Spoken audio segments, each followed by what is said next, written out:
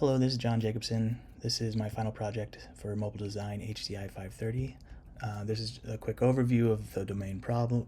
I will go over the domain and problem, the target audience, the research findings, the low-fi prototype, the participant interviews, and then mid-fi prototype, and then the limitations and future work. So the domain is going to be personal ethics-based consumerism, where the problem is consumer confusion, label confusion on products causing misunderstandings of assumed standards for consumers while purchasing.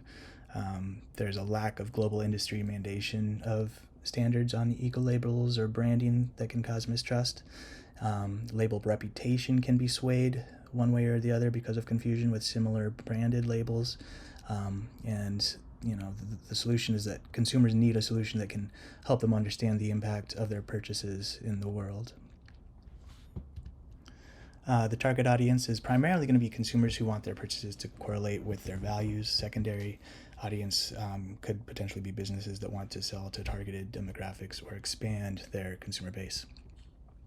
So my research question was how can a technology-based solution help consumers purchase responsible products? And what I found was that consumers misunderstand the standards of different labels that are similar. The standards all vary for each label. Religious and spiritual consumers actually spend less on materialistic than non-religious. And consumers care more about the environment and sustainability of animal welfare rather than situations such as worker pay or safety or the benefits that they're given or the impact of the transportation, that kind of stuff. And then I also found that sellers can influence consumer attention on the packaging to manipulate the focus. This is my lo-fi prototype. And then this is my interview protocol. I started with warm-up questions about their experiences in purchasing, and then I used a sliding Likert scale and inquired what social issues they focus on when purchasing a product. Like I said earlier, worker rights, benefits, wages, animal welfare, the impact of transportation, impact on the community, all that kind of stuff. And then after that, I did a retrospective where I kind of asked them about any certain companies that they steer towards or away from, and to see if they had any recommendations for the solution.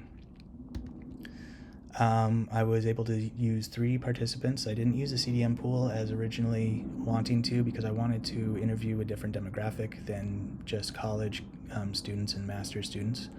But the participants looked for brands and labels that they trust. They all use trial and error, word of mouth, and reviews, and all participants do take values, cost, and quality into account and don't just lean on one. The participants all acknowledge that it would be helpful to have company and customer input, that they were open to algorithms, machine learning, AI, but they were very, very nervous about inputting too much information into too much personal information and getting their information leaked. The older participants especially mentioned how important it was to have an easy onboarding because of the different layers of technological knowledge between the demographics. And then they all acknowledge that it's difficult to understand their impact in the world, and they only know about negatives or positives from social circles or news media. One said, I care about all of these, but it's impossible to know these things.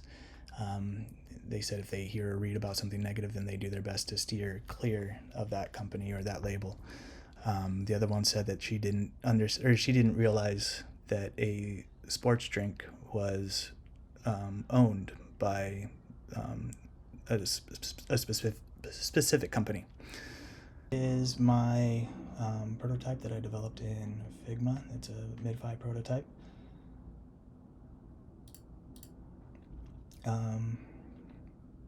So the first screen, I didn't really care to get into the login and registration and stuff like that. We all know what that kind of looks like, so I skipped that.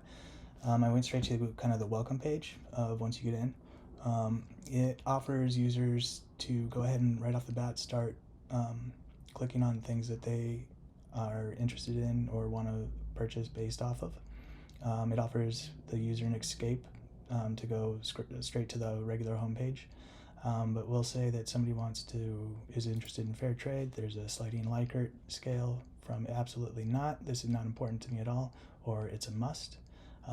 What is fair trade? It offers information about fair trade, the different labels that you can see. And then they can, when they're finished with that, they can submit, and they can do that with anything. Here is the regular home page. There's different areas that you can purchase and go straight to, or and it flips back and forth. You can do a search function. Say you typed in something, these are different products for you.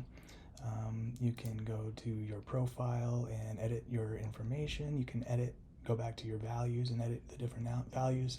Now, this is not a sales platform. I figured with all the worry about getting data leaked, then they can just do this on their own and not have to worry about any credit card information being stolen or anything important. Previous purchases, leave a review. Say you are at the store and you want information about a product, you can scan it, and here's the product information for it. Shows what the good things about this, what the bad things are. There's a label glossary that you can go to if you're looking up different labels that you can see and get more information that way. We'll go back to the home page.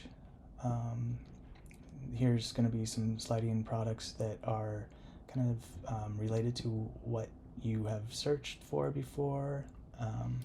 So you can click on it and get a better view, click on it and get more information. And I believe that is it. So some limitations and for future work and in conclusion, this definitely needs, of course, more further user testing to develop the app. It needs extensive research into the labeling. There is just way too many labels for one person to know or to research. It's not a sales site, so where does the funding come from? Does it come from government? Does it come from donations? Does it come from NGOs? Does it come from organizations or companies working together? Does it have ads? Are those ads targeted towards the users based off of what their values are? And then also I think it has some valuable augmented reality potential, where say you're in a grocery store and you're in front of all sorts of items and you want to find the best item based on your values. You can pull out your camera and it'll show you the product or the group of products and their ratings and which one is rated best for you, and then you can decide from there if the price is right or the quality is right for you.